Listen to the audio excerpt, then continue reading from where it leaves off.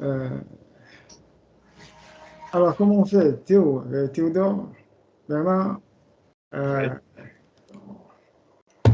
on se présente?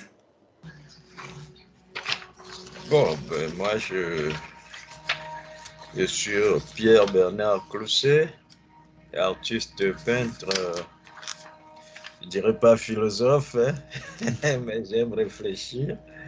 Euh, Dessinateur bâtiment de profession, paysagiste aussi de profession, puisque ça fait depuis 2005 que je suis professionnel aux États-Unis en tant que paysagiste. Ma compagnie fait 10 ans, bientôt en novembre. Donc, je ne peux pas dire que je suis un amateur. Bah, à part ça, j'ai été amateur en entomologie, hein, et j'ai enseigné cela aux enfants au Togo de, je crois, 1990 jusqu'à 2000 avant de partir. Donc, c'est un peu ça mon background. merci. Merci. Et bien arrivé. Bonne arrivée plutôt. Et merci beaucoup. Moi, c'est Théodore Lawson.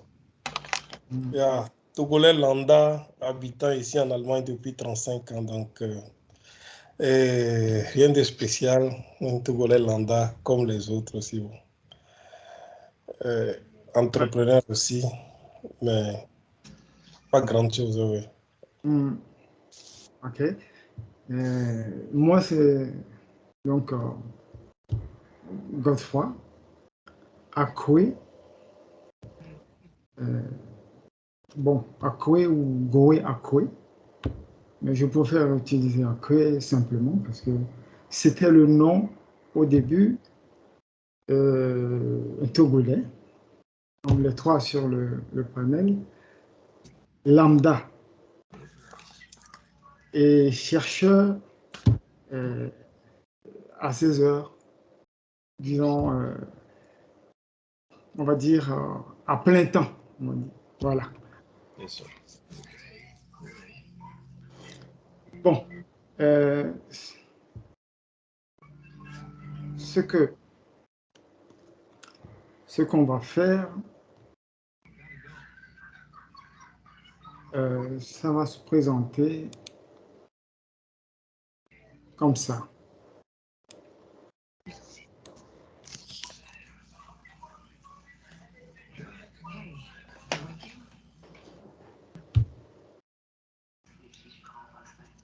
Je vais entamer. Donc, c'est une visioconférence, comme prévu. Et pour commencer, je vais présenter, c'est une présentation du concept du popularisme divin, que nous appelons Nedukekle en, en éveil togolais. Donc, Namasté, bonjour et bonsoir donc, au public qui viendra à lire cette présentation audiovisuelle destinée à informer et éclairer les peuples d'Afrique et du monde sur les voies de ce que nous appelons renaissance et souveraineté. Ceci est un concept élaboré qui projette une proposition donc sous le qualificatif de popularisme divin. Donc, qui est authentiquement appelé Nedou Keklin. Littéralement, ça signifie pour l'illumination d'une nation. C'est cela l'objectif. C'est un concept qui est au cœur de l'initiative, ce concept-là, de cette visioconférence, où je vais m'employer à poser la problématique tout en y apportant des éléments de réponse soutenus par des exemples pertinents. Il y aura 4 modules répartis sur 4 semaines, comme programmé tous les dimanches à partir d'aujourd'hui, successifs à partir de ce jour donc. Comme vous venez de l'entendre, j'ai 2 frères avec moi, donc, qui sont présentés, qui sont des amis et compatriotes, pour accompagner le processus et apporter leur pierre à l'édifice. Le premier module de ce jour va tourner autour de 3 thèmes. La sagesse de vie, donc qui concerne les pensées et les croyances spirituelles de la civilisation globale, le système politique populariste que nous allons expliquer en détail, et le troisième, ce sera le système de défense et sécurité nationale. Donc, dans le cadre de ce concept politique ou politico-civilisationnel. Donc, je vais entamer par la sagesse de vie.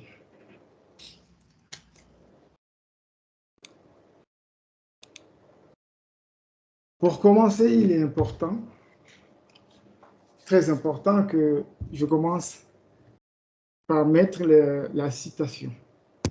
2 citations de suite, pertinentes, qui vont fonder tout le développement. La première dit, toute l'histoire telle que vous la connaissez a été revisitée, réécrite, déformée et falsifiée par des hommes égoïstement motivés, par l'acquisition et le maintien du contrôle sur d'autres hommes, donc des humains. Une fois que vous pouvez comprendre que chaque chose est faite d'énergie et que même la matière est de l'énergie coalescée et que toute énergie émane de la pensée de Dieu, alors vous pouvez et vous pourrez accepter l'idée que des millions d'esprits qui se concentrent sur un événement souhaité peuvent réussir à le produire.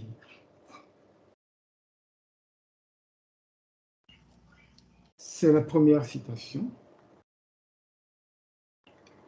La deuxième, qui vient en appui, dit ce qui suit. Les prophéties sont ce qui a été et s'est répété.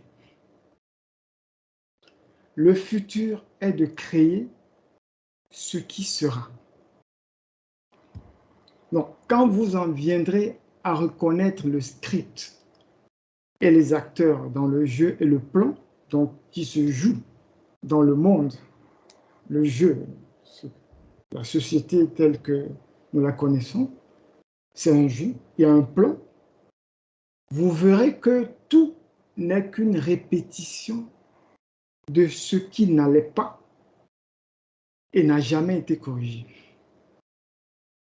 La répétition de ce qui aurait dû être corrigé. Le futur est donc une ardoise vierge pour la création du script et de la pièce. Il s'agit de la possibilité d'utiliser la sagesse, la connaissance et de savoir que les prophéties n'ont pas à être répétées par erreur d'action et de perception. Que Dieu guide nos pensées ou vos pensées, car les pensées sont création. Ça vient de Aton Michael, donc celui que nous appelons le Christ, qui est le Créateur que nous connaissons. Tous, autant que nous sommes traditionnalistes, religieux, philosophes, d'Orient, de ceci, de cela, de cette planète. Donc ça fonde ce qui va être développé dans la sagesse de vie.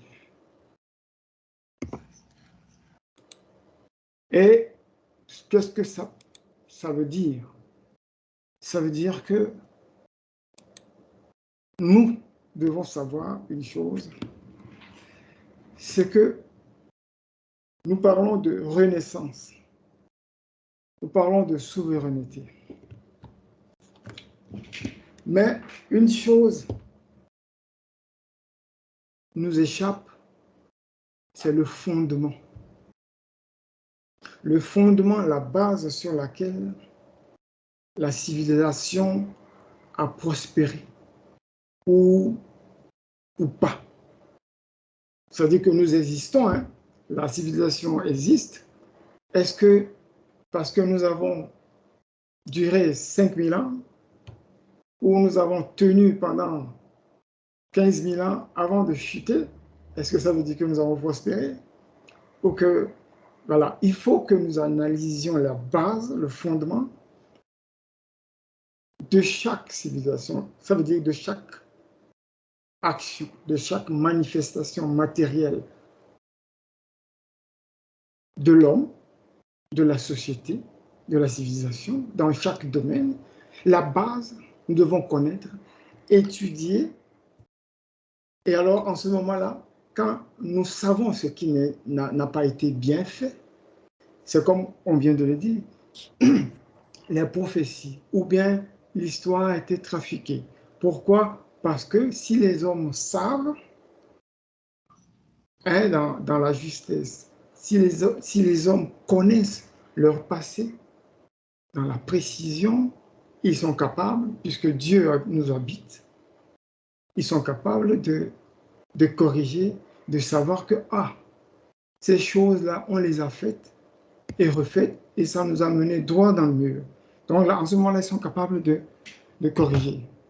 Mais pour que les humains ne soient pas capables de rebondir, alors on a trafiqué, on a réécrit l'histoire, on a falsifié, et en ce moment-là, nous naviguons dans l'ignorance avec de la non-connaissance, en fait, de l'inconnaissance.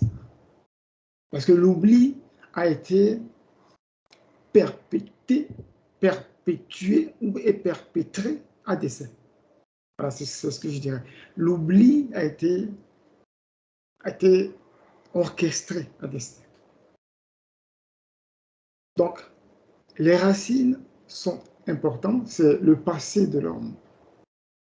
Ce passé lui permet de corriger, de se corriger. Donc, nous avons été systématiquement privés, dépossédés. C'est pour cela que nous faisons toujours dans la répétition, on parle de prophétie. Et les prophéties, qu'est-ce que je peux en dire à ce stade-là? Les prophéties, c'est juste que l'homme est connu dans ses actions, dans ses pensées. On sait aujourd'hui d'un homme tel qu'il est, qui n'a pas changé, dans son oubli, dans son inconnaissance. On sait ce qu'il va faire demain. On connaît ce qu'il a fait hier, on sait ce qu'il est en train de faire aujourd'hui, on sait qu'il va faire la même chose demain. Et ceux qui connaissent cette histoire-là, ce sont les manipulateurs. Ceux qu'on appelle, je ne sais pas, les Illuminati, les conspirateurs ou les complotistes, tout ce qu'on veut, c'est un groupe minoritaire qui existe bel et bien et qui a fini par cerner ou bien encercler, emprisonner le mental collectif de l'humanité. Et ça nous fait quoi? Ça fait que les rêves, nos rêves ne sont pas nos rêves. Les pensées que nous pensons avoir ne sont pas nos pensées. Et c'est pour cela que quand on va ici et là, dans la société traditionnelle, la société tout court, et dans le cursus scolaire, universitaire, la même chose est enseignée tout le temps, tout le temps. Et les experts sortent des universités et viennent nous rabâcher les oreilles de ce qu'on leur a dit. Et comme en face d'eux, il n'y a pas de répondant, il n'y a pas, les Ivoiriens diront, devant, c'est maïs, il n'y a rien, il n'y a pas de répondant. Donc, ça boit comme une éponge tout ce qu'on raconte. Et on s'est arrangé pour contrôler les manuels scolaires, les contenus médiatiques et beaucoup d'autres choses. Donc, voilà. Le mal de l'humanité vient de là. Le fait de ne pas savoir ce dans quoi nous sommes, d'où nous venons et là où nous allons. Non, on ne sait pas. Si on le savait, on saurait ce que nous sommes en train de faire aujourd'hui. Et si on a un tant peu d'intérêt ou de soucis, on changerait. Parce que venir, par exemple, dire aux gens, comme les religieux le disent, attention, quelque chose va se passer, il va y avoir je sais pas, un cataclysme, le monde va certainement, je ne sais pas, va chuter, repentez-vous, ça n'apporte pas, ça ne porte pas d'éclairage du tout. Ça fait quoi? Ça ne fait qu'enfoncer les gens dans la confusion. C'est quoi? Comment repentir? En faisant quoi? Qu'est-ce que nous faisons dans le monde qui va faire chuter le monde? Les gens ne comprennent pas. Mais les prophètes qui viennent et qui commencent à annoncer ces choses-là, ben, ils n'ont pas d'éléments non plus pour éclairer profondément les gens. Et le système a fait en sorte que nous n'avons pas le temps de nous investir, d'investiguer pour nous réveiller. C'est le mal de la société. On nous a refourgué beaucoup d'inconnaissances, de mensonges, et on a fait en sorte que l'argent est devenu le roi. Et si tu n'as pas l'argent, tu ne peux avoir rien. Et pour avoir l'argent, tu dois investir tout ton temps, l'essentiel de ton temps, à courir dans tous les sens. Et donc, tu n'auras pas de temps du tout pour investir dans la recherche, dans la culture de l'âme, dans tout ce qui peut te réveiller. Parce que le monde, pour aller vers la renaissance vraie et la souveraineté, a besoin de se réveiller dans la divinité, par la divinité intérieure. Pas par l'Église, pas par la religion, ni la tradition. Non, on a besoin juste de vérité. Bon, maintenant, qu'est-ce que je veux dire par rapport à la sagesse de vie en tant que telle? C'est qu'il y a des lois. Il y a des lois que nous devons comprendre dans les détails. Et ces lois-là, nous devons les intégrer. Ce sont les lois de Dieu. Et la façon de penser, notre façon de penser doit changer. Et comment est-ce que la pensée change? Seul Dieu est l'ajusteur de pensée.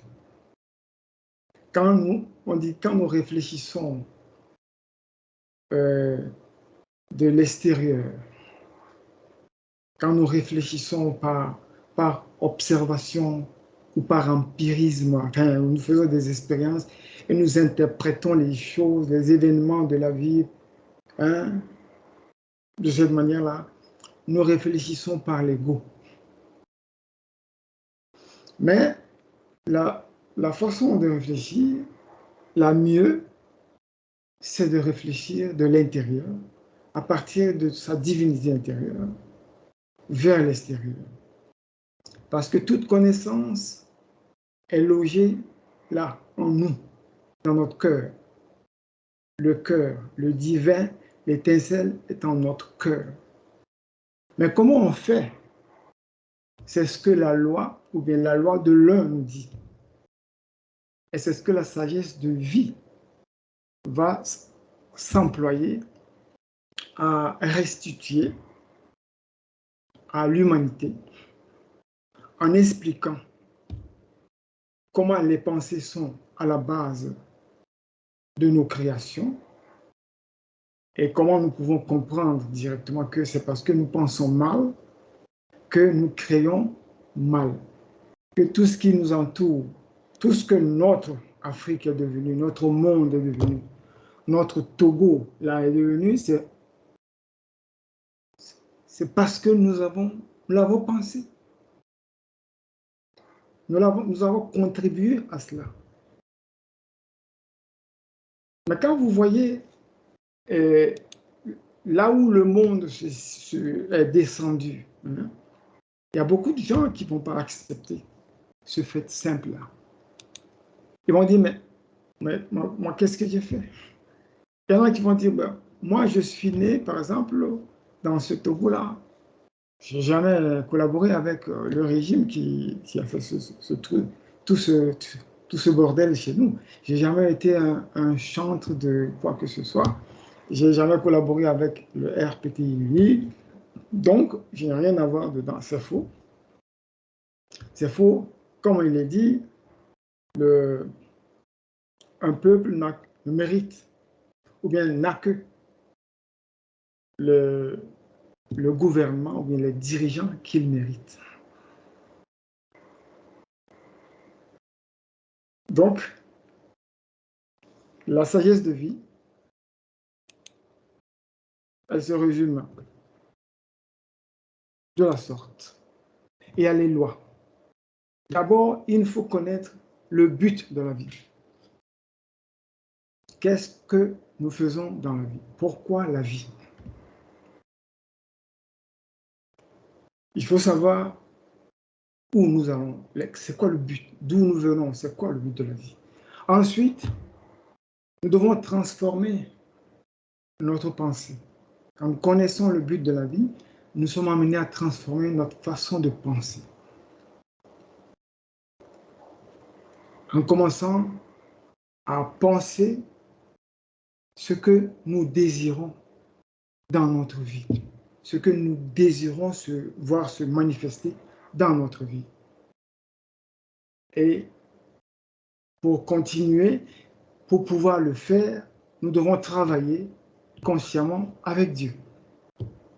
Un travail intérieur avec Dieu, à travers la méditation, la prière et la méditation, autrement.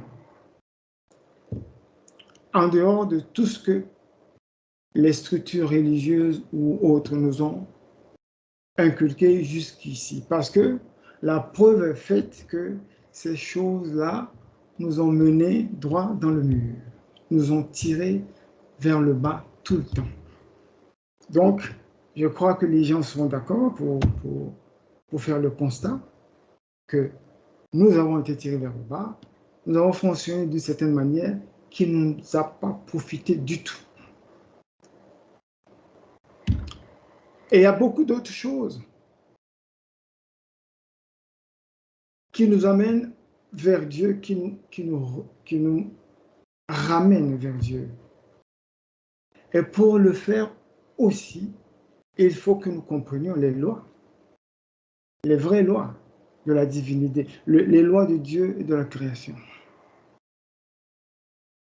qui sont les lois de l'équilibre. Parce que si on respecte ces lois-là, si on incarne ces lois, si on vit selon ces lois-là, on crée l'équilibre, on pense l'équilibre, on pense toute réalisation dans la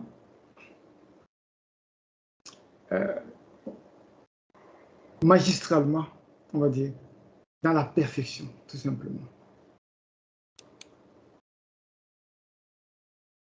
Donc, ce qui va être fait pour poser la base de la nouvelle civilisation que nous désirons, dans la liberté, vrai, c'est d'abord et avant tout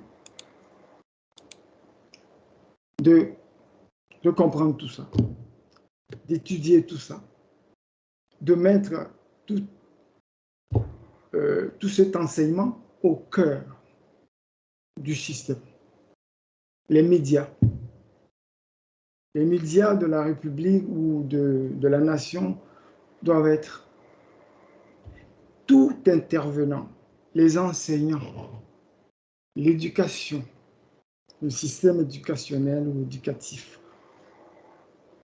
Tout doit être mis et restructuré pour être fondé sur les lois de Dieu, sur cet enseignement-là primordial. Parce que c'est la base. Quand on fait ça, on inculque ce genre de choses à la base. En une génération, la société est transformée. Parce que le bébé qui est dans le ventre de sa mère, dont la mère est déjà au courant, qui est déjà sur le chemin, qui fait déjà des efforts quotidiens pour incarner, pour ajuster sa pensée, ben le bébé qui est dans le ventre de sa mère en bénéficie parce que ça agit, la pensée agit sur l'ADN. Et l'ADN, la programmation de l'ADN transforme l'âme, transforme le corps physique et le bébé qui est en la mère bénéficie directement de ce bienfait-là, avant même sa naissance. Ça veut dire qu'on lui enlève un poids déjà avant qu'il ne naisse. Tout le karma accumulé est guéri. Donc, la génération là, présente a un travail à faire, une grande responsabilité à faire dans ce travail-là. Parce que si nous pensons changement politique, changement, je ne sais, tout changement, et que la base, les croyances spirituelles, les croyances traditionnelles, tout ça, les ancêtres, nous ne savons pas ce que ça veut dire. Nous allons faire chou, comment on dit ça, chou blanc, ou comment on dit, je ne sais plus l'expression, mais nous allons aller droit dans le mur. Bon, il y a des commandements, par exemple, qui dit le commandement le plus élevé de la loi de la création est, par exemple, accomplir la sagesse de la connaissance, attendu que ceci te permettra de suivre sagement les lois de la création. C'est simple. C'est-à-dire l'homme doit rechercher la connaissance, doit être tout le temps en recherche dans la vérité. Rechercher la sagesse, c'est rechercher la connaissance, la vérité. Ne jamais s'arrêter de rechercher jusqu'à ce que la chose devienne pure et limpide dans notre esprit. Le deuxième commandement le plus élevé de la loi de Dieu, tu honoreras Dieu comme gouverneur des races humaines et suivras ses lois, car il est le roi de la sagesse.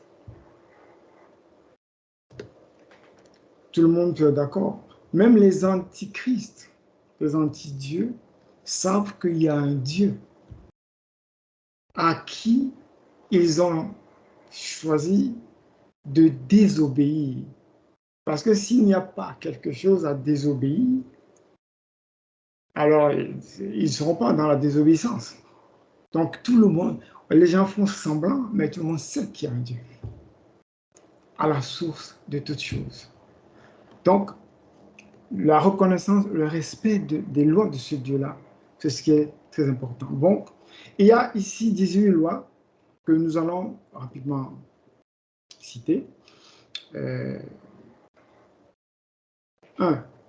Tu n'auras d'autre Dieu que le Créateur Dieu devant toi et te conformeras aux lois de la création qui englobe tout. C'est également connu comme la loi de l'un. Un seul Dieu, pas d'autre Dieu. Il est unique, il est le seul. Nous avons un problème ici parce que si le Dieu unique est vraiment unique, tel que nous le déclarons, il n'y aura pas plusieurs religions, il n'y aura pas plusieurs choses. Il y aura une seule religion éventuellement qu'on pourrait appeler autrement. 2. Tu ne te représenteras point d'idole et d'image fausse à adorer comme Dieu parce que là-dedans, tu donnes du pouvoir dans les mains du mal. L'humanité est en plein dedans. L'Afrique, je ne sais pas, je ne sais pas si je dois le dire, mais l'Afrique, autant que les autres, sont en plein dedans. L'idolâtrie. Nous appelons Dieu, et les lois de Dieu sont claires, mais nous l'appelons pendant que nous sommes en train de faire des rituels, disons, d'idolâtrie, qui sont contraires à ces lois. Ce Dieu-là n'intervient pas. En ce moment-là, nous faisons appel au Dieu de l'ombre, de l'obscurité. Parce que c'est selon ta conscience. Tu ne peux pas être dans le déni des lois et faire appel à la loi pour t'aider à faire quelque chose. Parce que la loi est claire. Soit tu suis ou tu vas à l'encontre. Donc c'est ça. Le 3 dit, tu aimeras le Seigneur Dieu de tout ton cœur, âme et être. Tu dois aimer toi-même comme Dieu et Dieu comme toi-même. C'est-à-dire l'homme doit s'aimer comme étant Dieu. C'est-à-dire l'homme ne doit pas mettre Dieu quelque part très haut, comme nous l'apprenons, même les églises et les traditionalistes le disent. Dieu, il est très loin. L'homme est un pécheur, il ne peut pas l'atteindre, donc il doit passer par les vaudous ou les ceci parce que ce sont des anges détachés et c'est par eux que tu peux atteindre Dieu. Non, ça c'est la création du mal. Dieu est en nous. Dieu ne serait pas en nous pour être très loin, pour être inaccessible. Donc il est en nous et nous devons nous aimer comme Dieu parce que nous sommes à l'image de Dieu, nous sommes une projection de Dieu. Et Dieu comme nous, et nous-mêmes comme Dieu.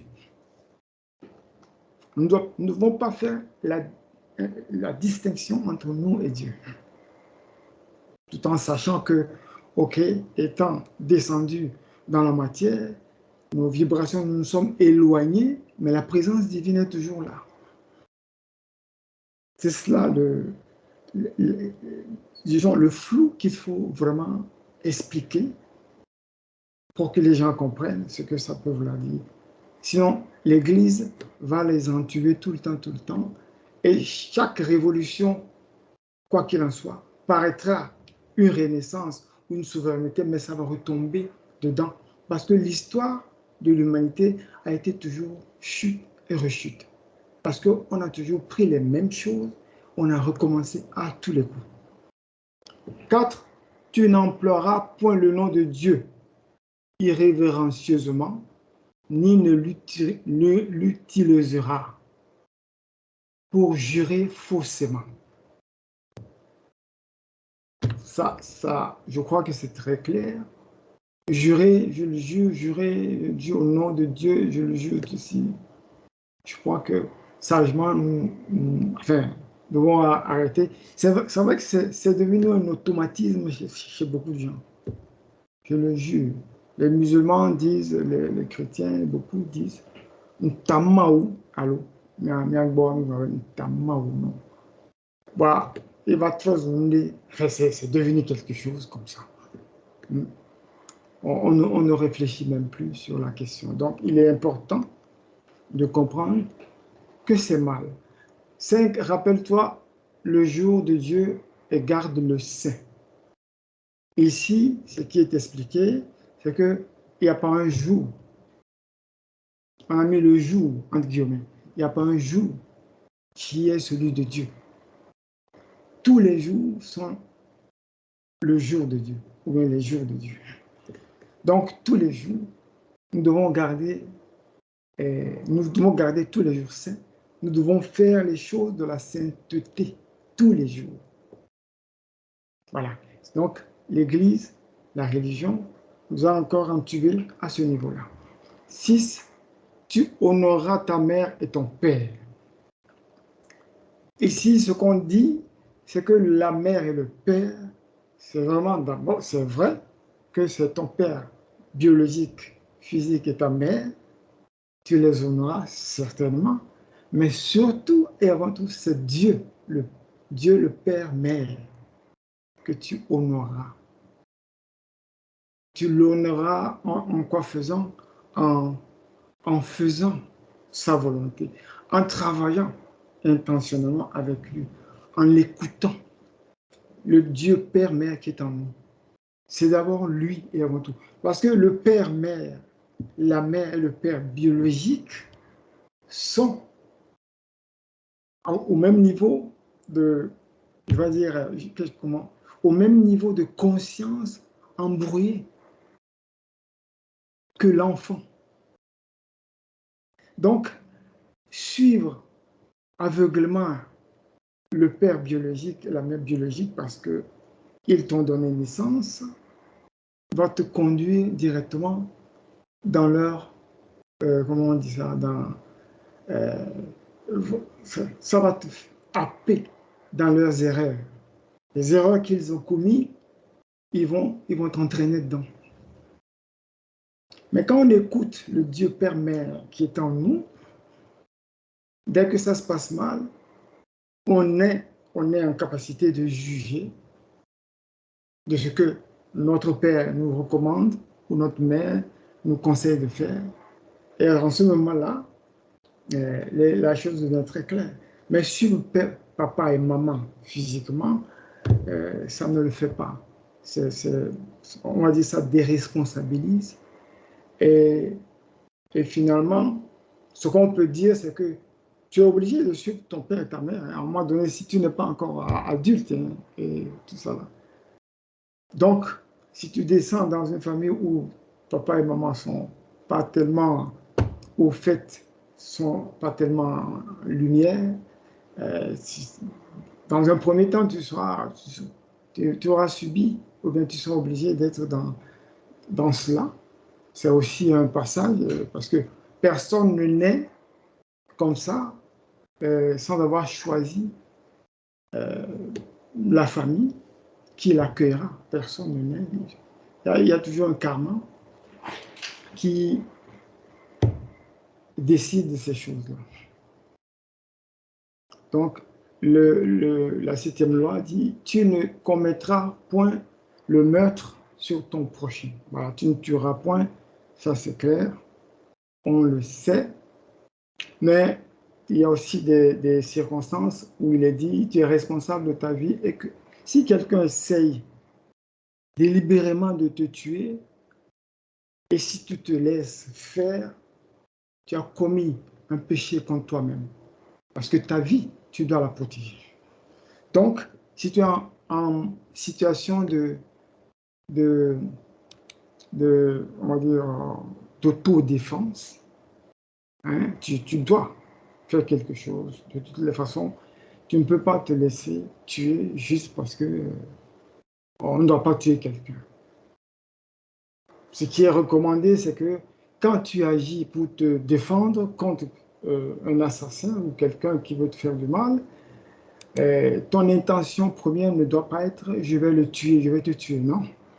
je vais me défendre pour t'empêcher de me faire ce que tu as envie de faire. Maintenant, si dans la bagarre, le gars trouve la mort, ben, ça s'est retourné contre lui-même.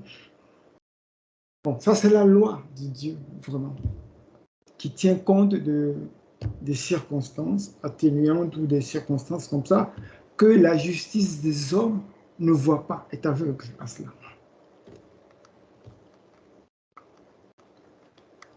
Donc, 9e, tu ne voleras point, ça c'est évident, émotionnellement, c'est-à-dire que voler quelqu'un, tromper, mentir et tout ça, prendre quelque chose qui ne t'appartient pas, tu ne convoiteras ou n'envieras point ce qui appartient à ton voisin.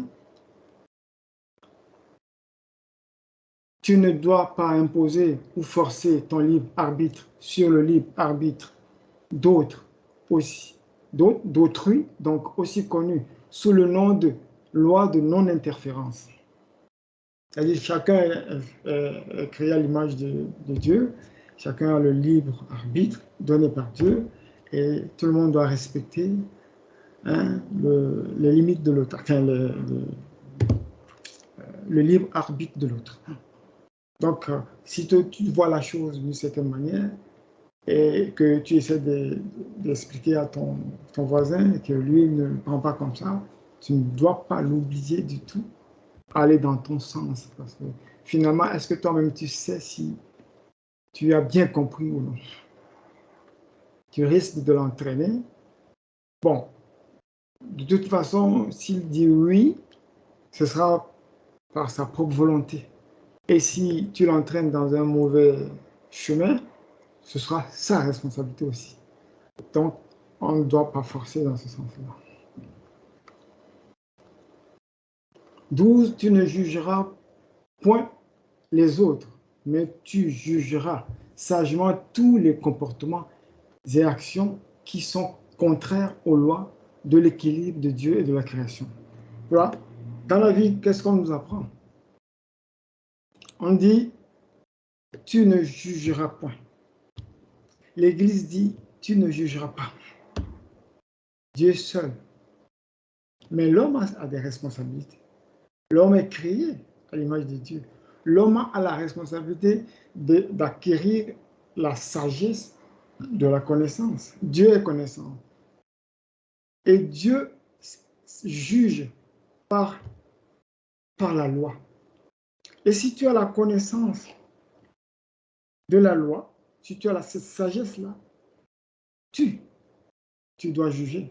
Tu peux juger et tu dois juger. Même si tu n'en as pas, tu dois quand même juger parce que l'homme est amené à faire des choix dans la vie. C'est-à-dire juger, tu dois juger sur le chemin que Théodore est en train de prendre est bon ou non pour le suivre. C'est un jugement. Tu dois juger si tu dois intégrer un groupe ou non. Tu dois juger. Tu dois juger. Tout ça, l'Église ne nous le dit pas, mais nous sommes amenés à juger. C'est ce qu'il est précisé ici. Tu ne jugeras point les autres, mais tu jugeras. Mais je ne veux pas rentrer dans le détail parce que ça va nous prendre du temps. Mais ce qui est sûr, c'est que c'est un enseignement détaillé qui se trouve là, qui doit être mis au cœur de l'enseignement, de l'éducation, de l'école, de la première année jusqu'à la dernière année de l'université. Là. Cet enseignement doit être toujours présent, tout le temps, pour rappeler aux hommes que c'est cela, le chemin à suivre. On ne juge pas l'âme des gens, on juge les actes que posent les gens. Mais tu ne peux mieux juger que si tu connais les lois et si toi-même, tu les incarne en tant que tels. En ce moment-là, tu pourras mieux juger pour ne pas tomber dans des travers de jugement où tu créeras des karmas, où tu jugeras faussement les gens. Donc, ce qu'il faut, c'est juger selon la loi et ne pas juger faussement. 13, tu récolteras ce que tu as semé. Ça, c'est vrai, la loi de cause à effet.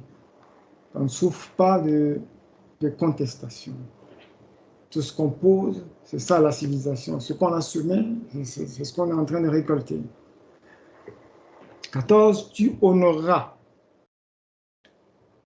les engagements pris au service de Dieu, le Père, celui qui est en toi.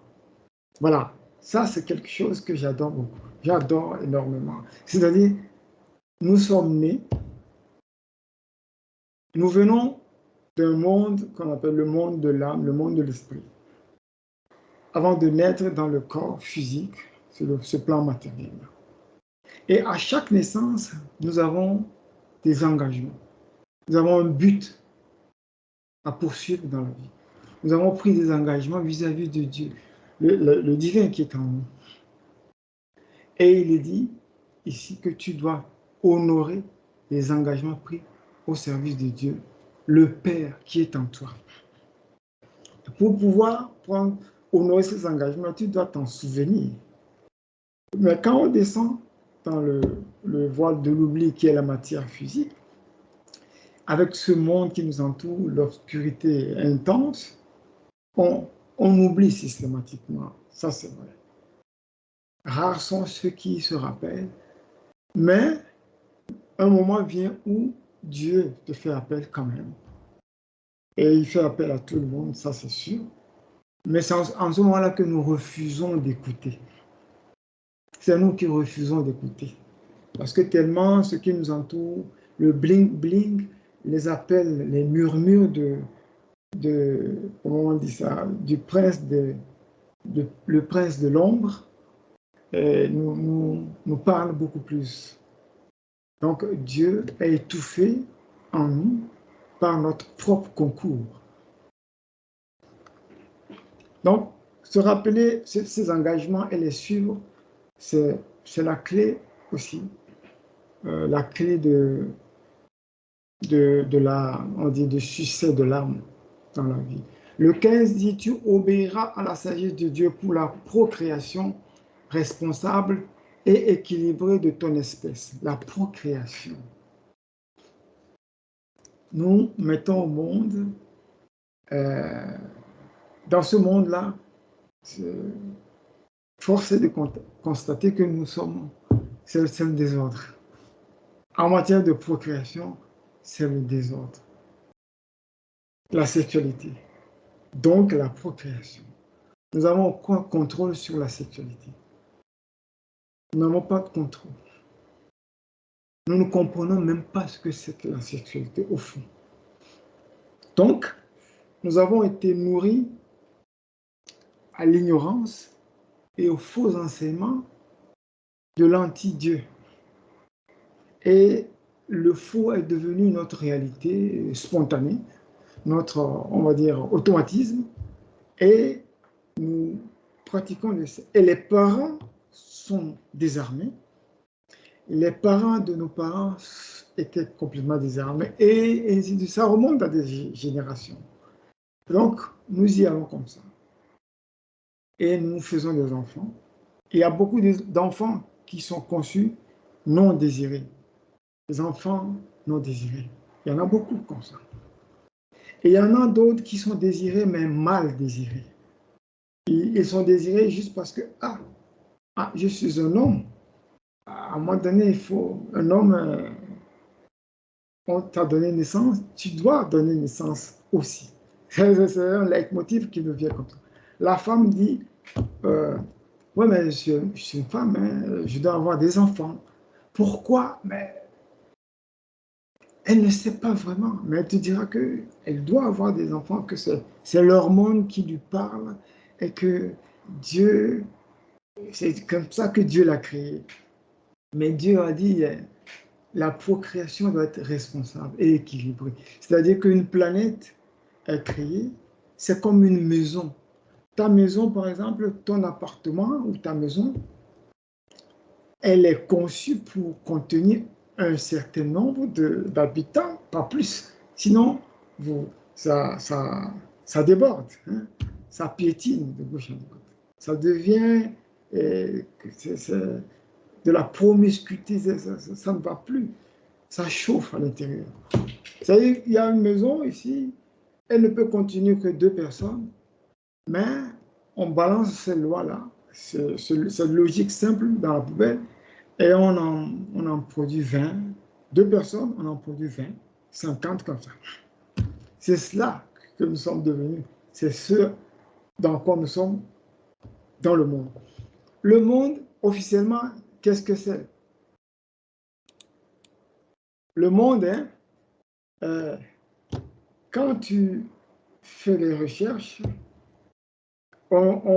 officiellement, on nous dit nous sommes à peu près 8 milliards d'habitants, on dit actuellement.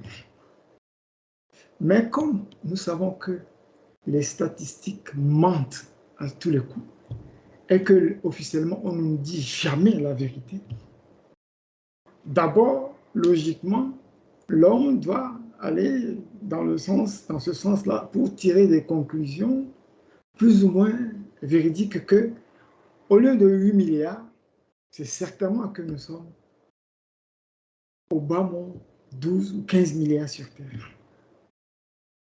Voilà, c'est comme quand il y a un truc qui se passe dans un pays où on a tué des gens, il y a un mouvement, officiellement on nous dit qu'on a dénombré 150 morts et tout ça. Mais officiellement, quand tu vas dedans, c'est plus de 500 ou 800 morts. On ne vous dira jamais le chiffre exact. Donc c'est ça le monde. Donc le surpeuplement, cette loi aussi, nous l'avons violée.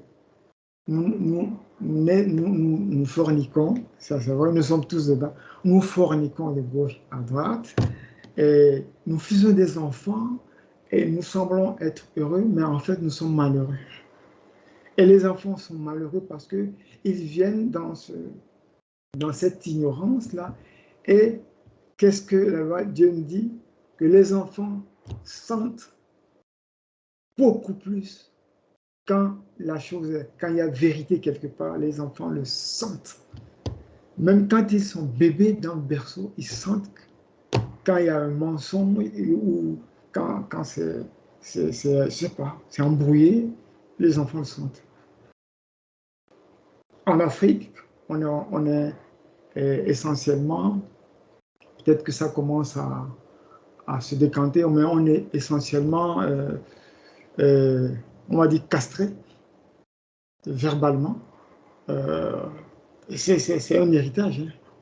On ne peut pas s'exprimer librement. Il y a certaines choses que tu ne peux pas aborder. Et les gens en sont venus à mettre ça en avant en disant ouais, nous, l'éducation en Afrique, attention, hein, on te tient comme ça, tu ne peux pas parler comme ça à ta mère. Oui, bon, tu ne peux pas parler. Ce n'est pas que tu ne peux pas parler comme ça, tu ne peux pas parler du tout à ton père. Tu ne peux qu'obéir et aller dans le sens qu'on te dit, point. Si il y a quelque chose que tu sens que ça n'est pas bien, qui tu es pour dire à ton père que ça ne peut pas aller comme ça.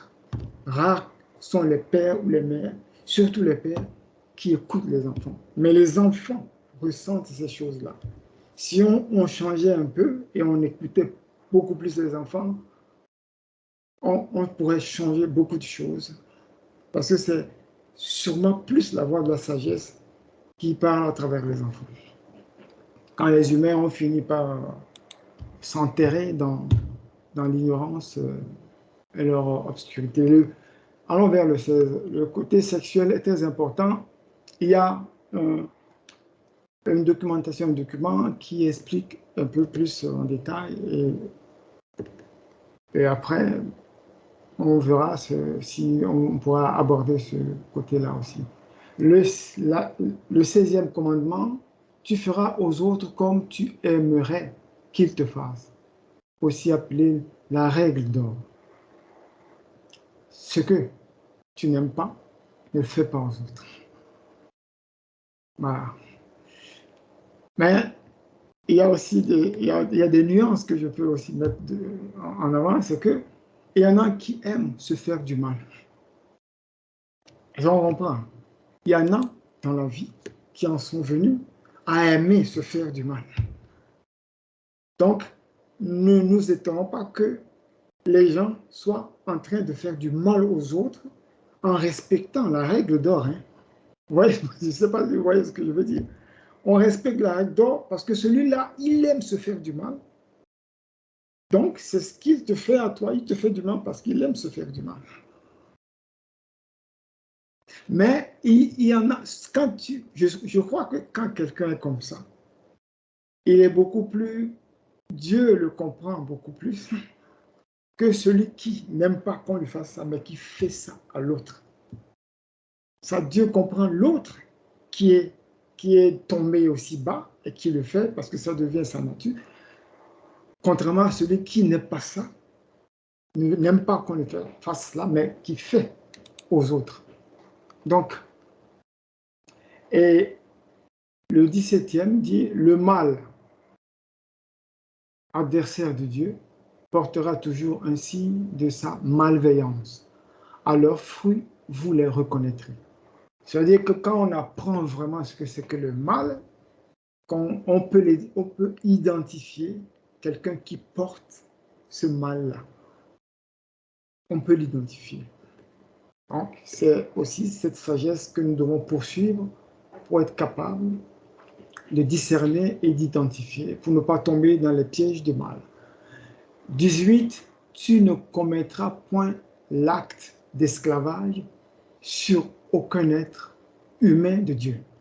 Donc, l'esclavage, tout ce qu'on a fait aux Noirs, tout ce qu'on a fait aux Indiens, tout ce que nous faisons à l'intérieur de nos sociétés, où nous mettons des enfants au monde et nous les balançons dans d'autres familles pour aller servir de, c'est pas, comment on dit ça, d'hommes ou de femmes à tout faire, hein, où on les traite mal et tout ça.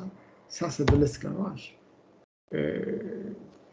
Bon, la discussion ne va pas être entamée ici, mais il est clair que ces choses-là, nous devons les confronter et les intégrer. C'est le premier socle, le fondement premier et central d'une civilisation qui renaît vraiment dans la divinité, souverainement divine et pérenne. C'est-à-dire que nous parlons maintenant d'une civilisation qui va renaître et qui va devenir pérenne parce qu'elle est fondée sur Dieu, tout simplement. Et que chaque élément individuel de la nation ou des nations incarne au plus haut point les lois de Dieu, comprend les lois de Dieu. Et comment on fait si on ne met pas cet enseignement au cœur, à un tel point que même quand les gens sont en train de dormir, ils sont en train d'écouter ces enseignements-là tout le temps, dans leurs êtres comme ça. Voilà. Je crois que j'en ai fini avec ce point-là. Je ne sais pas si je vais vous laisser l'opportunité de poser certaines questions ou si on doit poursuivre sur le deuxième point, le deuxième thème ou terminer les 3 thèmes avant d'aborder les questions. Théodore, qu'est-ce que tu penses?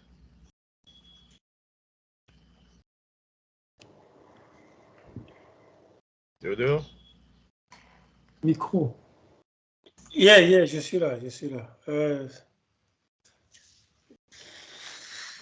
On poursuit? Ou... Oui, je pense qu'on peut poursuivre. Moi, ma proposition serait si on peut poursuivre jusqu'à poser Après, des questions dans les diverses. Bon, ouais, c'est ma proposition. OK. Et Bernard, alors. Je ne sais pas comment ce que Bernard pense. Bon, moi, j'aurais souhaité qu'on pose les questions immédiates, quitte à ne pas Voilà, OK, les oublier. c'est bon. Bon, et puis on fera le point quand on aura fait tous Ouais, les trois sujets, on pourra encore rassembler. c'est bon. On y va. Sinon, bon, quelle question j'avais? Voilà, c'est toujours au niveau de cette sagesse de vie-là. Tu nous dis qu'il faut connaître les lois de la création Ouais. et que cela se fait à travers la méditation, à travers la prière. Bref, on a un lien avec notre Dieu créateur qui, au-delà de nos parents dans la chair que nous connaissons, eh bien, notre Père spirituel, parce qu'il est en nous, peut nous guider, si j'ai bien compris. Hein. Et pour pouvoir le faire, c'est ce lien avec lui qui, pour se fait à travers nos prières, à travers la méditation. Bon, ma question serait, au vu des différentes cultures et pour aller plus loin, au vu des différentes religions qui, en fait, comme tu l'avais expliqué, ne devraient pas être différentes, ne devraient être qu'une religion. Et comment tu crois que les gens pourraient connaître ces lois-là sans connaître ou sans utiliser la religion, la culture là dans laquelle ils sont nés? Est-ce qu'il faut, à un moment donné, comme on le dit chez les chrétiens, renaître soi-même? Et donc, si nos parents nous ont enseigné, on remet ces enseignements-là en question quand on a, je peux dire, l'âge adulte, puisqu'à un moment donné, quand tu es qu'enfant, tu peux vraiment pas, tu apprends, tu ne peux pas vraiment raisonner. Mais chacun, si je ne me trompe, à un moment donné, s'interroge dans la vie et donc se pose des questions. Soit on dit c'est au niveau des teenagers, c'est ça, comment ça s'appelle encore? Arrivé à l'adolescence, on se pose des questions. Ouais. Donc, est-ce qu'il faut se remettre, ou bien en se remettant en question en ce moment-là, c'est ça qui nous permet donc de connaître ces lois ou il faut nécessairement suivre la religion dans laquelle on est né et donc utiliser les lois de cette religion-là, parce que ça pourrait effectivement poser à confusion, parce que je peux être animiste, avoir suivi mes parents, connaître Dieu, qu'il est unique à travers cela, notre Mao qu'on appelle, celui-là que personne ne peut transcender, je dirais. Et dans cette culture-là, oui, moi je suis né, je vois les choses d'une manière. Ça ne m'empêche pas de méditer dans ma culture. Ça ne m'empêche pas de méditer dans ma religion et de prier mon Dieu dans cette religion-là. Alors, c'est là, j'avais comme une petite question. S'il y a une manière beaucoup plus facile qui est unique à toutes les religions, qui nous permettent donc de connaître ces lois-là. Voilà. OK. Merci pour la question. Ce que je peux dire, c'est que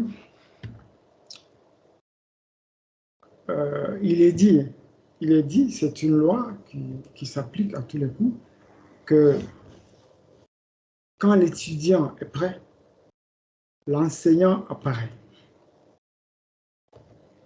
Quand tu veux, commences à te poser des questions, tu veux savoir. Comme le premier commandement, accomplit la sagesse de la connaissance. Ça vient en toi, ça vient de ton être. Tu veux, il y a quelque chose qui commence à dire, c'est Dieu, c'est ton âme, c'est le côté lumineux de toi qui te parle.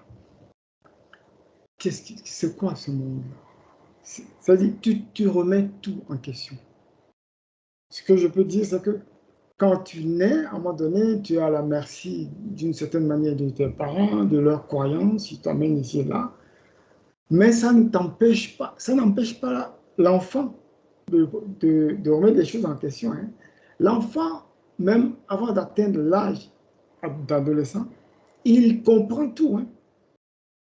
Il parle avec lui-même. L'enfant parle avec lui-même plus que tout. Moi, j'ai l'expérience de ma fille qui, après un certain temps,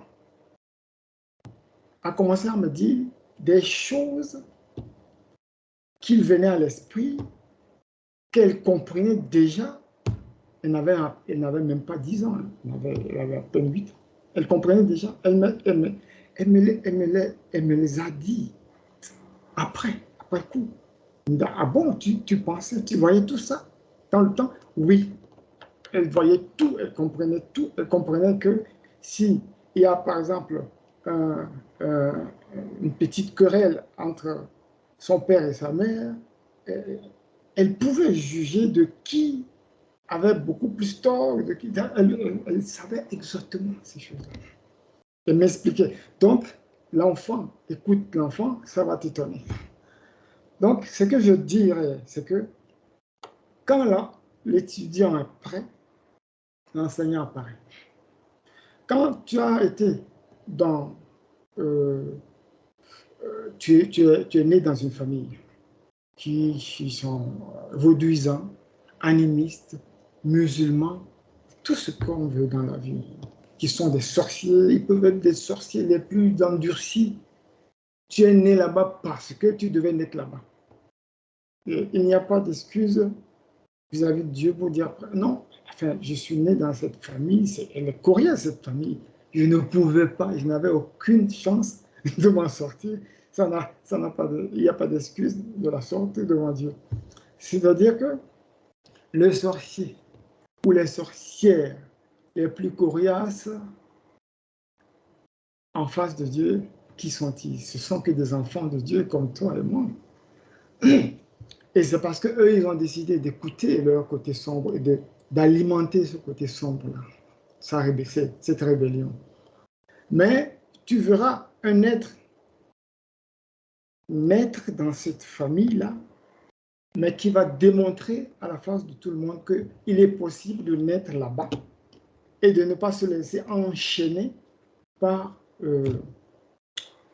comment dire, le karma négatif lourd de la famille. Il est possible de s'en sortir si seulement on commence à écouter son cœur et à faire appel quelque part à Dieu en soi. Parce que Dieu a toute puissance, il est toute puissance, il a tout, il connaît le chemin, il te sort de là. Donc, comment les gens font? Moi, ce que je peux dire, c'est que tu nais dans une famille et tu fais le vaudou, tu fais l'islam, tu fais ce que tu veux. Mais à partir du moment où ton âme te parle et tu commences à écouter, les questions commencent à surgir en toi. Et tu commences à chercher. Mais tu continues à pratiquer, hein, puisque tu cherches pour l'instant, tu ne sais pas. Mais quand tu commences à chercher, c'est en ce moment-là que le processus de guidance de Dieu, puisque tu es prêt, puisque tu te poses des questions, Dieu va t'amener sur des chemins où tu vas rencontrer des gens. au détour des discussions, certaines choses vont filtrer. Ou des documents, tu vas tomber sur des documents à lire qui vont t'apporter des réponses aux questions que tu te posais. Et ainsi de suite, de fil en aiguille, le tableau va se former et ta conviction va être claire et renforcée, à tel point que quitter l'ancien dans lequel tu étais va devenir très naturel. Tu vas quitter simplement, tu abandonnes ce que tu faisais avant, tes anciennes convictions, et tu nais de nouveau. Voilà. En ce moment-là, tu nais de nouveau. Parce que le chrétien qui est dans le christianisme et qui dit qu'il naît de nouveau, dans le christianisme, il se trompe. Il se trompe parce que si si naître de nouveau, ça veut dire que tu as découvert la vérité, la vérité la plus, on va dire, la plus élevée possible. Et, et tu restes dans le christianisme en disant que je suis né de nouveau, tu te mens. Tu n'as pas découvert la vérité. Parce que quand tu as découvert la vérité, tu sauras que le christianisme, la religion, a été créée par l'homme dans le seul but de contrôler l'homme. Et que tout ce qu'on dit, qu'une religion dise que la Bible est la seule chose qui soit, est le livre sacré, est le livre de Dieu, c'est déjà un gros mensonge. Donc, si tu découvres la vérité, la vraie, qui te parle, tu sortiras de la religion très vite. Moi, je suis passé par là. Je n'ai jamais été un religieux tant que tel, mais comme tout enfant, les parents étaient dans... C'est l'ambiance qui était là à profusion, était dans la religion, celui-là dans ceci. Et il y en a qui sont partagés. Hein. On va aller chaque année faire les choses pour les ancêtres, ceci, cela. Dimanche, on va à l'église, ben, ils sont partagés comme ça. Pourquoi les gens sont amenés à faire ce genre de grand écart, enfin, qui n'est pas un grand écart en tant que tel, mais si tu comprends la nature de la religion, tu verras qu'elle n'est pas si loin des pratiques des ancestrales, elle n'est pas si loin que ça. Parce que la religion à l'origine, a été créée par les hommes anti-Dieu. Ceux qui avaient combattu le Christ, par exemple, pour le christianisme, c'est ceux-là même qui ont été à l'origine de la création du christianisme. Donc, ils ont récupéré la chose pour l'utiliser pour brouiller les pistes. Donc, quand tu comprends la vérité sur ça, tu ne peux pas rester dans le christianisme et te persuader que tu es né de nouveau. Tu sors de là. Et tu ne sors pas de là pour aller rentrer dans l'autre religion qui serait mieux. Non, il n'y a pas une seule religion qui soit mieux. La vérité est tout ce que toi tu cherches et c'est ce que tu cherches. Tu vas vers le Coran pour comparer les choses, pour juste étudier. Tu étudies. Tu vas vers je sais pas, le bouddhisme, les brahmanistes, tout ça. Tu vas pour étudier. Et tu grandis en discernement. Tu discernes la vérité et tu rassembles les morceaux. Et la chose, là où je vais en venir finalement, c'est que la chose qui t'amène, la pratique qui t'amène à traverser tout ce labyrinthe-là, hein, et pour aller ramasser toutes les vérités et rassembler les morceaux vraiment dans un schéma cohérent dans ton esprit, c'est Dieu. Et c'est Dieu-là, le meilleur moyen d'être en communion avec Dieu, c'est à travers la méditation. J'ai parlé de prière, mais prière et méditation sont la même chose. C'est-à-dire que dans la méditation, il y a l'aspect demande et réception. La prière, c'est la demande. Quand on prie Dieu, on demande à Dieu. On demande quelque chose. Et dans le même processus, on écoute la réponse. Parce que la plupart du temps, quand nous sommes religieux, nous prions à tue-tête et nous crions même verbalement, alors que la pensée seule, silencieusement, permet de parler à Dieu. Les paroles, c'est destiné à communiquer entre les hommes. C'est la pensée avant tout. Et puis la parole même vient d'un processus de pensée. Tu auras pensé la chose avant de l'exprimer. Donc, c'est la méditation. La méditation te permet de faire ça. De te relayer, de demander, de remettre à Dieu tes désirs, ce que tu recherches, de lui demander de t'accompagner et de te faire sortir, de te faire transcender le tout, d'aller vers ces vérités qui sont là, mais cachées à la vue, hein, au discernement des masses, puisque Satan a bien travaillé pour embrouiller les pistes. Dans la méditation, je parle parce que c'est le chemin que j'ai suivi. Et ce chemin-là était intérieur avant tout. C'est le chemin qui m'a conduit vers quoi?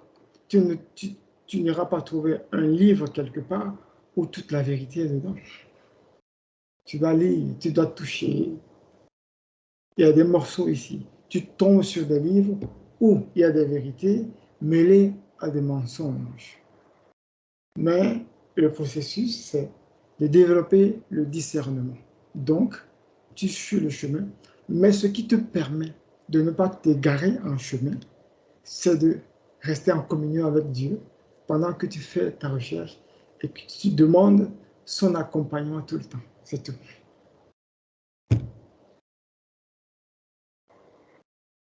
C'est clair. Bon, je vais m'arrêter qu'à cette question. Je crois que Théo aussi doit poser la sienne. Comme ça, ça, par exemple, ça peut constituer, je dirais, un chapitre, hein, pour que ça soit digérable à ceux qui viendraient écouter l'émission. Quitte à ce que, si le temps ne le permette pas, eh bien, qu'on soit obligé des deux dernières parties de les mettre dans une autre émission qu'on fera comme aujourd'hui. Donc, je laisse Théo poser sa question éventuellement.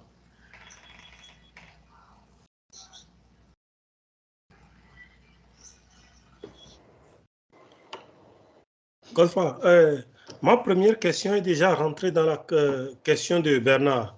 Bon, la chose que j'aimerais savoir est que au cas où il y a de résistance éventuelle d'une frange de la population, qu'est-ce qui est prévu à ce niveau? Ah oui, ouais. Bon, ça c'est évident. C'est-à-dire que quand tu as été plongé dans l'obscurité aussi longtemps, au point où le mensonge est devenu ta vérité, quand tu vois la vérité même venir, tu la combats. Donc, il est sûr qu'il y a une frange de la population qui va dire non, ça c'est Satan même. Alors que c'est plutôt le contraire, puisque si on met les choses sur la table, on verrait bien que ce que vous appelez lumière dans laquelle vous êtes là, c'est ça qui nous a amenés dans ce que nous sommes aujourd'hui. Regardez autour de vous. L'explication est simple, Théo. L'explication, c'est que regardons autour de nous la société que nous avons produite. Regardons les gens. Quand tu prends une Afrique dont on dit qu'elle est riche, c'est vrai qu'elle est riche. Elle est très riche. On prend même l'Amérique. Bien sûr, l'Amérique est très riche. Beaucoup de continents sont riches, mais les leaders obscurs de ces continents cachent le fait qu'il y a de la richesse dans leurs terres aussi. C'est une stratégie. Il y a beaucoup de malveillance dans le cœur des gens, surtout des leaders qui veulent dominer. Donc, Et la richesse, enfin, voyons la société, examinons la société. Qu'est-ce que vous avez? Vous avez pratiqué ça pendant 2000 ans, pendant 3000 ans. Est-ce que vous êtes dans le bonheur? Est-ce que vous êtes libre? Est-ce que les gens ne sont pas affamés dans le monde autour de vous? Vous voyez, c'est-à-dire, quand on met des arguments directs, vraiment évidents sur la table, je crois que les premières résistances vont s'estomper très rapidement. Pourquoi? Parce que pour que le mal prenne racine, il a fallu matraquer, médiatiser, mentir, falsifier et tuer beaucoup. Et les gens sont rentrés dans leur coquille en réponse à, comment on dit, à la maltraitance, à la peur et à toute la torture qu'on a perpétrée sur eux. Et là, ils ont commencé à accepter la chose. Et de génération en génération, le mensonge est devenu réalité. Et donc, on saute dedans, on saute dedans. Mais quelque part, en chacun, il y a une lumière qui lui parle, qui dit non, ce n'est pas ça. Ce n'est pas ça, mais ce qu'il y a, c'est que les gens se disent, moi, je suis qu'un individu, qu'est-ce que je peux faire? Moi seul, qu'est-ce que je peux faire contre ça? Donc, je préfère rentrer dans les rangs et pour ne pas faire de vagues, quoi. C'est ça. Et les gens sont rendus impuissants et ils acceptent l'impuissance. Ça fait le lit du mal, on va dire, ça construit un boulevard pour le mal. Donc, devant, il n'y a pas de résistance. Mais quelque part, les gens savent que ce n'est pas vraiment ça. Mais comment ça va se régler, ça? Quand on parle, déjà quand nous parlons comme ça, il y a certaines personnes qui peuvent déjà trouver des morceaux de vérité, des choses où il y en a qui vont en trouver beaucoup, il y en a qui vont en trouver peu. Pourquoi? Parce qu'on n'en parle pas beaucoup. Et ce qu'on trouve sur le net et sur les médias, c'est beaucoup de mensonges, beaucoup de saloperies, beaucoup de choses. Donc, à partir du moment, pourquoi est-ce qu'on tue les prophètes, enfin les vrais prophètes? Pourquoi est-ce qu'on fait tout pour tuer les porteurs de vérité? Parce que, à force de dire la vérité, ça réveille les gens. La vérité réveille les gens beaucoup plus vite que le mensonge ne les endort. Ça, c'est clair. Donc, ce que je peux dire ici, c'est que cette vérité-là que nous allons porter à la face du monde, du peuple, va les réveiller plus vite. Les résistances, il y en aura, mais ça va s'estomper plus vite que beaucoup le croient. Ça va s'estomper. La seule chose à faire, c'est prendre. C'est le pouvoir d'État qu'il faut prendre, parce que c'est le pouvoir d'État qui leur permet de perpétrer tout cela par les médias. Par exemple, comment on dit ça, d'accorder, d'accréditer les églises qui sont chargées de travailler le mental des masses. C'est le pouvoir d'État qui accorde le pouvoir, tout l'espace au Vatican, à l'islam. Parce que pourquoi les gens viennent au pouvoir et ne s'attaquent pas aux croyances? Quand on parle de croyances, les gens diront, bon, moi je ne vais pas toucher ce domaine-là parce que c'est très sensible. Bien sûr que c'est sensible. C'est justement pour la raison pour laquelle il faut toucher là-bas. C'est sensible parce que c'est par là que Satan est passé pour avoir toute l'humanité. Donc, si tu reconnais finalement la source du mal et que tu as peur d'aller là-bas, alors qu'est-ce que tu dis? Qu'est-ce que tu veux? Tu prétends être quoi? Leader? Quel leadership tu veux être? Tu veux juste être un leader, on va dire, de m'as-tu vu, qui a aussi, qui a pris sa place à un moment donné et qui a joué dans l'arène de l'Antichrist. C'est tout. Mais nous parlons d'une civilisation qui va être pérenne, et pour être pérenne, elle doit être divine, et pour être divine, elle doit être vraiment conçue sur des bases divines. Donc, ce que je peux dire, c'est que la résistance, moi j'y ai pensé, mais ça ne fait aucune différence. Et plutôt, ça nous permettra, la résistance nous permettra d'avoir l'opportunité de démontrer très vite que les résistants, là, les opposants à cette réforme-là ont tort. Ça va permettre aux autres qui sont dans le doute de sortir très vite. Et les autres résistants vont nous rejoindre très vite dans ce terrain-là. Ça, je peux le dire. Parce que ce que je peux ajouter ici, c'est que dans cette optique de la sagesse de vie, il doit y avoir une rupture,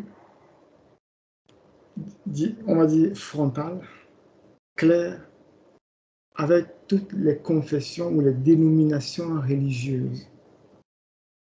C'est-à-dire les histoires du Vatican, le représentant mais le gars, l'institution représente le mal. Pourquoi vous voulez le laisser? Vous voulez la laisser se faire représenter? Non, vous rompez. Quand on rompt avec le mal, on rompt avec le mal totalement. Alors, chez nous, qu'est-ce qu'on dit? L'adage qui dit Merentrina otriketia atiraba. Alors, voilà. Tu ne peux pas être contre quelque chose et accepter la même chose dans, enfin, dans le même souffle. Donc, rupture, qu'est-ce qui va faire la chose? D'abord, il faut fermer ces lieux d'église où on fait beaucoup de tapage, on m'entend, en brouillant le cerveau des gens, où Satan est abondamment présent pour... il faut fermer. Il faut fermer. Il faut commencer par les églises monothéistes, les vraies, qui sont des institutions imposantes que tout le monde tend à respecter. Alors que ce sont ces institutions-là qui sont en train de nous piétiner depuis des millénaires. Donc, quand on a fermé ça, est-ce qu'on va laisser les traditions qui sont alignées sur le même concept de Dieu qui est faux rester juste parce que c'est nos traditions? Quelqu'un avait dit un jour, oui, mais ce sont les pratiques de nos ancêtres. Depuis des millénaires, on a toujours fait ça. Ma réponse, c'est quoi? C'est pas parce que vous avez pratiqué quelque chose pendant 1 million d'années que c'est la bonne pratique. Ce sont les voies de l'évolution. Vous pouvez être dans l'erreur pendant 1 million d'années. La preuve, la Terre a chuté, les civilisations ont chuté l'une après l'autre, mais elles ont repris au même niveau avec les mauvais concepts. Elles ont fait la même chose et elles ont chuté encore pendant des millénaires. Donc, et ça remonte. Ça remonte à quoi? Il y a des traces de civilisation sur Terre qui remontent à 1 million, plus d'1 million d'années, dont la science ne parle pas, enfin pas ouvertement, ils savent, ils ont fait des recherches, mais ils cachent les choses. Donc voilà, ce côté-là sera... de toute façon, quand vous prenez les rênes du pouvoir d'État, c'est à vous. Vous avez la main, et c'est vous qui balisez ou bien qui dégageait la voie pour remettre les choses en ordre et pour faire en sorte que le nouveau concept soit bien communiqué et bien explicité aux gens. On ne va pas rester dans l'embrouille. Si on reste dans l'embrouille, ça ne va pas le faire. Donc, prenez maintenant, c'est bien, c'est préparer le terrain. Ce que nous faisons, c'est préparer le terrain pour ceux qui vont se retrouver dans ce concept-là et qui vont nous rejoindre, ou bien qui vont, on va dire, se rejoindre au niveau de leur communauté pour travailler plus loin, pour savoir que on peut faire les choses autrement et aller plus loin et faire en sorte que les bases soient solides cette fois-ci. Je ne sais pas si j'ai répondu suffisamment bien. Oui, oui. OK.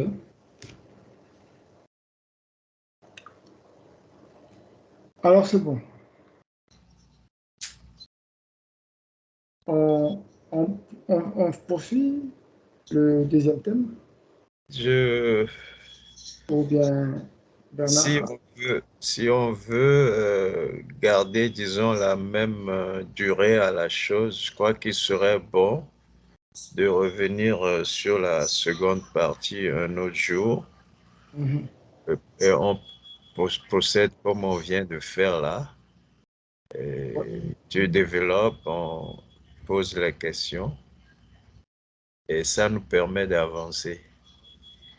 Sinon, comme je l'ai dit, pour ceux qui nous suivraient demain, beaucoup seraient perdus puisque la plupart des concepts ici semblent vraiment nouveaux. Il faut qu'on coupe un petit morceau pour que ça soit digérable par tout le monde. C'est Bon, ça. mais Théo, je ne sais pas ce que tu en penses. C'est vrai qu'il y avait un organigramme, mais je crois que ça, c'était la théorie. Et maintenant, là, on est dans la pratique. Ça a été un bon développement. Moi, j'aimerais pas qu'on en perde les pieds et que les gens ne comprennent pas demain. C'est ça. Et on pourrait aussi, Théo, qu'est-ce que tu en penses? Je pense que l'idée de Bernard est très intéressante parce que nous faisons exactement 1h35. Parce que si on doit, comme la première partie a pris ce temps-là, Oui, si on oui. doit rentrer dans la deuxième partie, ça prendra aussi, voire à peu près le même temps. Donc, pour laisser le temps aux premières vidéos pour que les gens puissent comprendre et rentrer dedans, je pense que ce serait bien d'aller étape par étape. Là, c'est aussi mon point de vue. Vu le temps qu'on a passé, je pense que c'est sage de la part de la proposition de Bernard, afin que les gens puissent comprendre quoi. Bon, alors la majorité a voté. Je m'incline. OK. Donc, on va faire comme ça. Et nous disons alors à dimanche prochain Dimanche prochain, pour continuer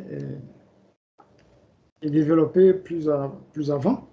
Peut-être que d'autres questions vont revenir sur le thème déjà abordé. c'est Bon, ça. on a tout le temps devant nous pour